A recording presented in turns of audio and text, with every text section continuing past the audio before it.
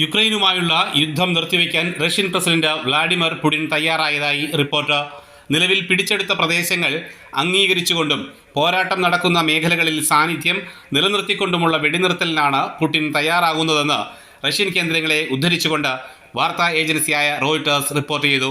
നിർദ്ദേശത്തോട് യുക്രൈനും പാശ്ചാത്യ ശക്തികളും അനുകൂലമായി പ്രതികരിക്കുന്നില്ലെങ്കിൽ യുദ്ധം തുടരാനും പുടിൻ തയ്യാറാണെന്ന് റിപ്പോർട്ടിൽ പറയുന്നു.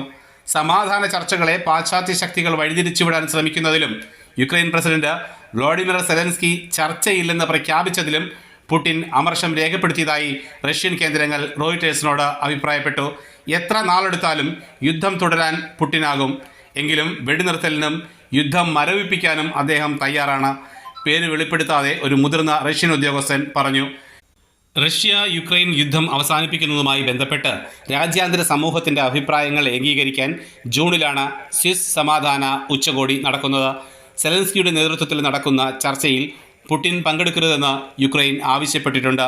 സ്വിറ്റ്സർലാൻഡും റഷ്യയെ ക്ഷണിച്ചിട്ടില്ല. അതേസമയം തെറ്റിദ്ധരിപ്പിക്കുന്ന സൂചനകൾ നൽകി അടുത്ത മാസം സ്വിറ്റ്സർലാൻഡിൽ യുക്രൈൻ്റെ നേതൃത്വത്തിൽ നടക്കുന്ന സമാധാന ഉച്ചകോടിയെ വഴിതിരിച്ചുവിടാനുള്ള ശ്രമമാണ് പുടിൻ നടത്തുന്നതെന്ന് യുക്രൈൻ വിദേശകാര്യമന്ത്രി ദിമിത്രോ കുലേബ എക്സിൽ പ്രതികരിച്ചു. യുക്രൈനു നേരെയുള്ള ആക്രമണം അവസാനിപ്പിക്കാൻ പുടിന് ആഗ്രഹമില്ല. യുദ്ധത്തിനുമേൽ സമാധാനം തിരഞ്ഞെടുക്കാൻ ലോകരാജ്യങ്ങൾ ഒന്നിച്ച് സമ്മർദ്ദം ചെലുത്തിയാൽ മാത്രമേ അദ്ദേഹം തയ്യാറാകൂ എന്ന് കുലേബ അഭിപ്രായപ്പെട്ടു.